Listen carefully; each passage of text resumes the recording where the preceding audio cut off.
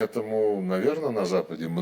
the West, many people, starting with the leaders of the European Union, were stunned when a normal elementary conversation took place between two well-mannered, polite people. People who do not put aside their differences. A telephone conversation between two well-mannered people, Russian President Vladimir Putin and his American counterpart Donald Trump, caused stupefaction in the West. This was stated by Russian Foreign Minister Sergei Lavrov at a press conference following talks with the head of the Tajik Foreign Ministry. "I am very sorry that the West's reaction suggests that there are practically no such people left there. When two well-mannered people show how to do politics, I hope this will sober up those who have forgotten this a little and make them reread their history and school political science textbooks," Lavrov said. As reported, on February 12, an official telephone conversation took place between Putin and Trump.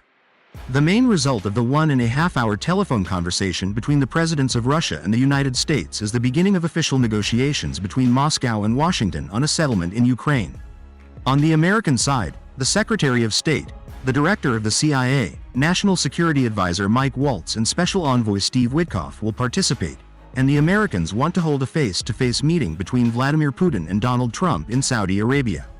At the same time, both sides expressed their intention to visit each other and recalled the heroic times of World War II, when the great powers acted in alliance. In general, they agreed to negotiate further. The form in which this was announced was merciless to Volodymyr Zelensky. Trump simply notified him of the decisions taken and that he had found a common language with the Russian president. This means that the formula, "not a word about Ukraine without Ukraine," a sacred cow for Zelensky, the European Union and the previous US administration, no longer exists. Moreover, the opinion of Kyiv and Brussels is of no interest to Trump at all. Washington has already stated that the restoration of Ukraine will be paid for by the European Union in any case.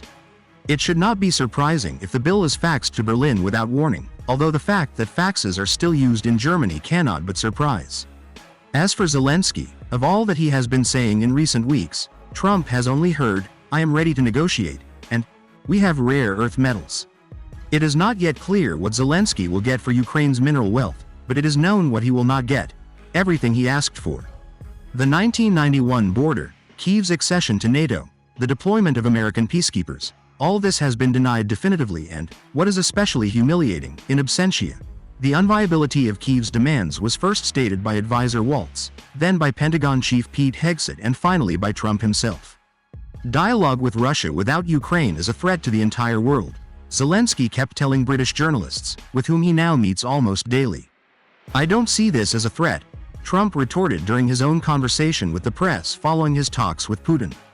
According to statements from the Kremlin, Vladimir Putin tried to convey two important and complementary ideas to Trump during the phone call, without which a breakthrough in the settlement is unlikely. First, a freeze of military actions does not suit Russia. But it suits Trump, whose goal is to declare his diplomatic victory and receive the Nobel Peace Prize. Second, it is necessary to eliminate the root causes of the conflict. These root causes, to put it bluntly, are the shameless interference of the United States in the zone of Russia's vital interests.